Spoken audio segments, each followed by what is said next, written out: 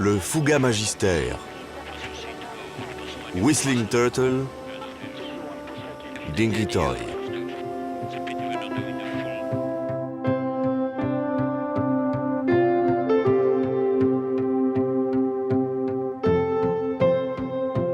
L'histoire du Fouga Magister à la force aérienne belge commence en 1958.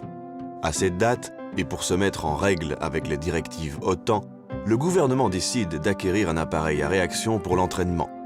Le choix se porte sur le Fouga, mais son histoire a largement dépassé la simple histoire d'un avion décollage pour élèves pilotes.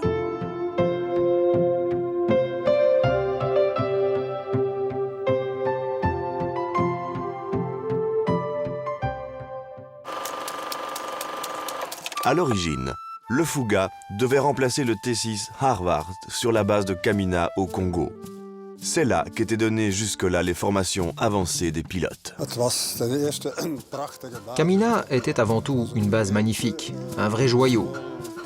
L'écolage sur Harvard fonctionnait à merveille. Nous avions à l'époque énormément d'élèves pilotes. En 1954, j'y ai moi-même été formé, et puis l'arrivée d'un nouvel appareil et le passage sur jet. Oui, tout le monde était enthousiaste. Le premier des 20 Fougas qui iront au Congo est arrivé à Kamina le 22 janvier 1960. Il a été livré en C-119 directement depuis l'usine de Toulouse. Mais le 30 juin 1960, tandis que les avions et les instructeurs se préparent à recevoir les premiers élèves, le Congo proclame son indépendance. On ne savait pas à quoi s'attendre. En fait, nous avions plutôt un peu peur pour la population. C'est pourquoi des vols réguliers ont eu lieu dans les mois qui précédaient l'indépendance. On les appelait des vols d'intimidation. Nous survolions des villages à basse altitude pour dire aux gens « Regardez, nous sommes là avec du matériel solide ». Les Harvards, très vite suivis de 6 Fougas, sont armés dès qu'éclatent les premiers troubles. Équipés de 2 mitrailleuses dans le nez et de 2 paires de missiles sous les ailes, ils remplissent plusieurs missions. Enfin, ils s'engagent dans la reconquête de l'aéroport de Djili à Léopoldville. Ils apportent leur appui à nos paras, ce qui est d'une importance cruciale pour le rapatriement de nos ressortissants vers la Belgique, grâce à la mise en place d'un pont aérien. Sous la pression de l'ONU, la Belgique doit retirer ses troupes de son ancienne colonie, ce qui sonne la fin de la formation des pilotes à Kamina.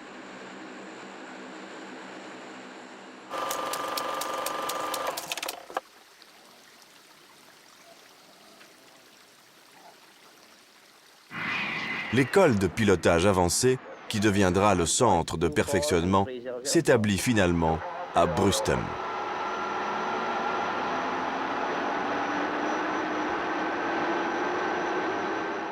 La collaboration belgo-néerlandaise, déjà planifiée, est maintenue et un premier groupe d'instructeurs et d'élèves hollandais s'installe à Brustem. Début 1962, c'est l'inauguration officielle de la formation Benelux.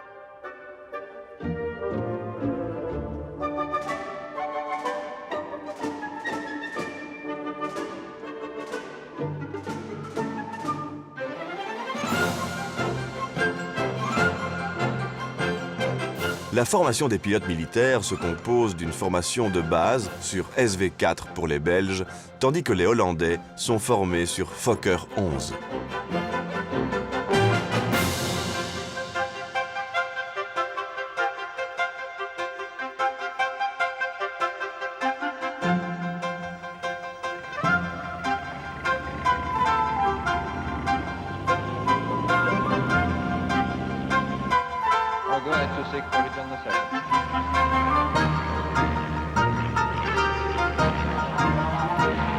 Après 30 heures de vol à leur actif, les élèves prennent la direction de Brustem et plus spécialement de l'école de pilotage avancé.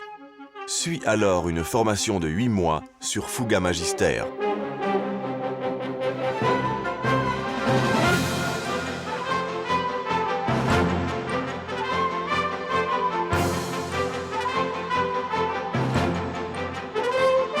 Une fois cette phase bouclée, les candidats pilotes ont accumulé 150 heures de vol sur le Fouga, dont 60 heures en solo.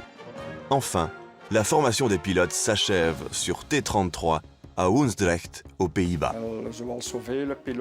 Comme tant d'élèves pilotes qui avaient terminé leur formation sur cet appareil, c'était mon deuxième avion militaire.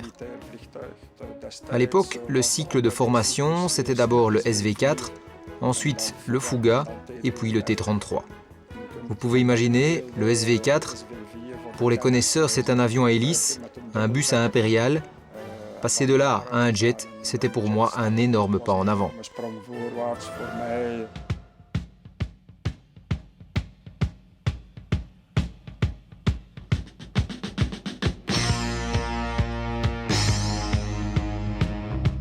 Dans l'école de pilotage avancé, qui deviendra la 7e escadrille, les élèves pilotes entrent dans l'ère du chasseur à réaction. Armés d'un casque, d'un masque à oxygène et de beaucoup d'ambition, ils bénéficient d'une période de vol intensive.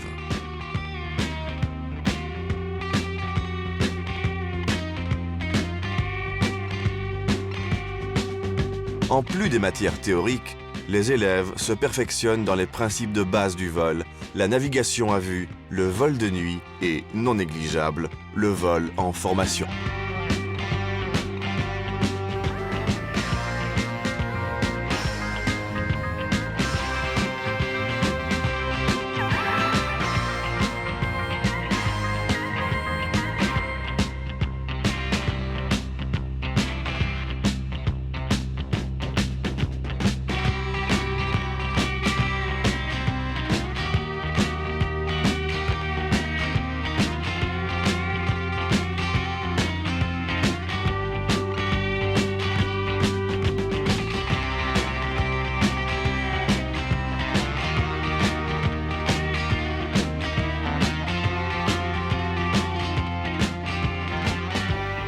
You make it a normal pull-up, no slightly above the horizon, going towards the target with a nice angle of 30 degrees. And we turn into the downwind. The formation will then proceed for the spacing pass. C'était un avion à réaction parfait. On n'en fait plus des pareils. C'était un appareil relativement difficile avec toutes les caractéristiques d'un avion classique. En 1971, la collaboration belgo-néerlandaise prend fin. Le centre de perfectionnement de Brustem est réorganisé. L'école de pilotage avancé devient la 7e escadrille. La Flight Formation Moniteur devient la 9e escadrille.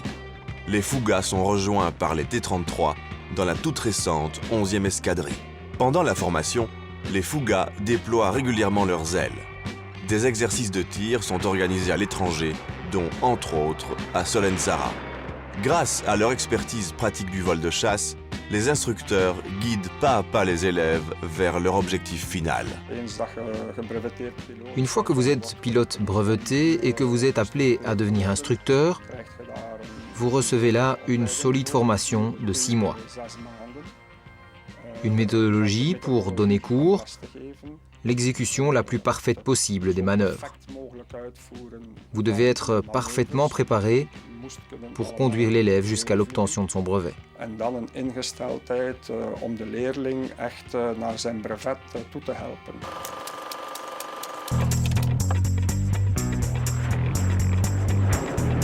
La présence des Diables Rouges, le team de démonstration sur Fouga Magister, représente une motivation supplémentaire pour beaucoup de jeunes candidats pilotes. Au cours de la période 52-63, un team d'acrobatie avait déjà volé, entre autres sur Meteor et sur Hunter. C'est en 59 que le nom légendaire des Diables Rouges leur est attribué.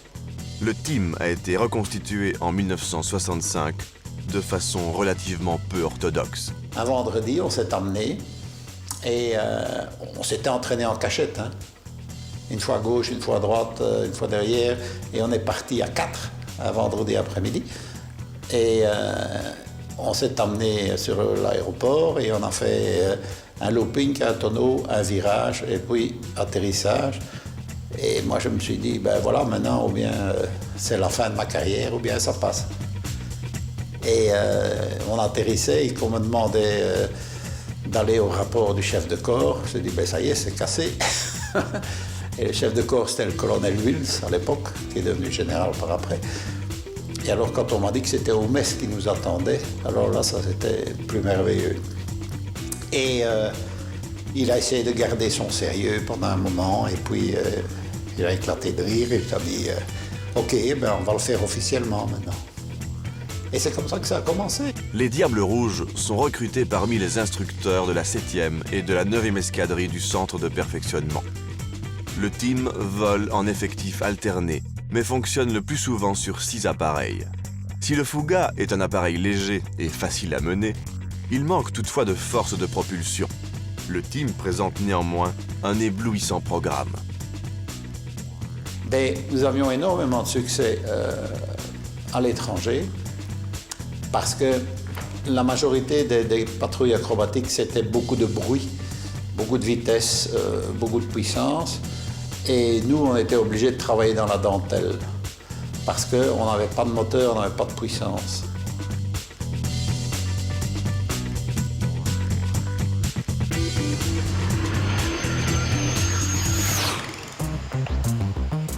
Mais la force aérienne belge aussi est sensible aux évolutions. L'arrivée de l'Alpha Jet en 1979 sonne la fin de l'écolage sur Fouga. L'Alpha Jet, également de fabrication française, remplace à la fois le Magister et le T-33. Les formations de pilotes à la force aérienne entament un nouveau chapitre.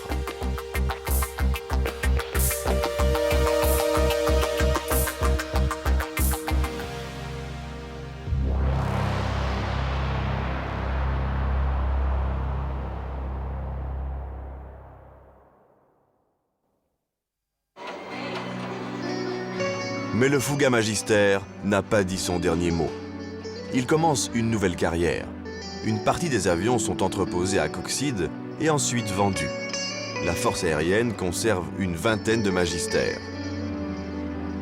La plus grande partie reste à Brustem, dans ce qui s'appelle à l'époque le Flight Fouga, affectueusement rebaptisé Whistling Turtles. Les Fougas sont disséminés entre les différentes bases opérationnelles afin de permettre aux pilotes visiteurs, en fait des officiers d'état-major, de continuer à voler.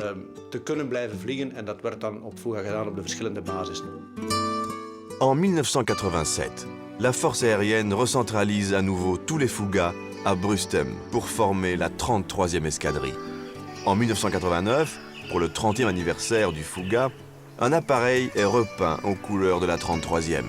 Cette même année, le Fouga réapparaît comme avion de démonstration. Paré des couleurs de son escadron, le Fouga assure une présentation en solo, le début d'une belle tradition. Naturellement, peindre un avion dans des couleurs particulières, ce n'était pas suffisant.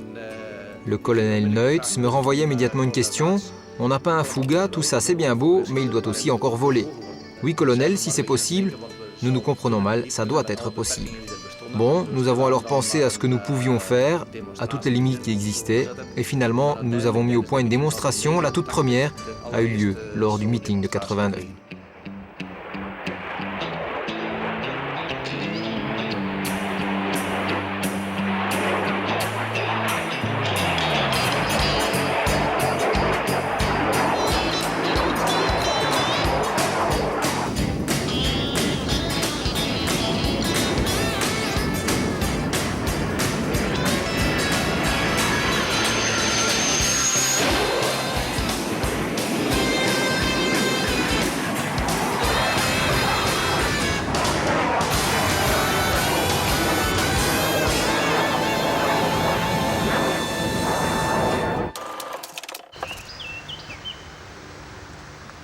Fin 1996, sonne la fermeture de la base de Brustem. Les Fougas sont rapatriés sur Beaufchin. Le 7 décembre 1999, la 33e escadrille est dissoute. Les Fougas opèrent au sein du Fouga Flight de la 7e escadrille du 1er Wing.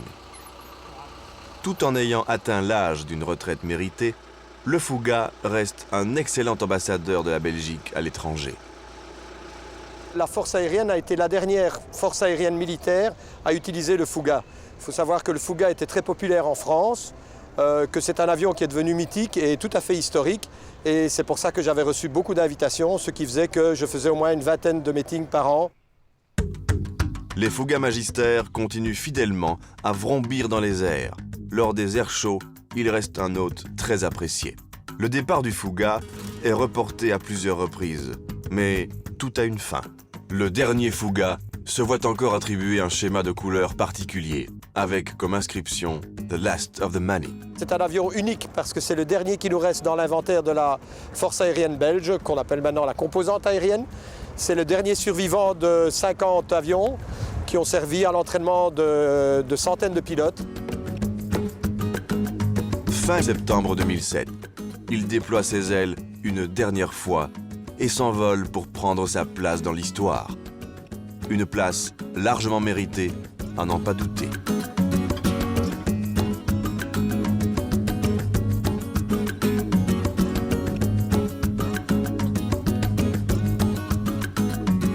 C'est un avion mythique parce que les Anglais ont toujours dit when an aircraft looks beautiful, it flies beautifully well. Et c'est toujours comme ça. Cet avion était une leçon d'aérodynamique et c'était un dessin fantastique. Adieu Fouga et bon voyage.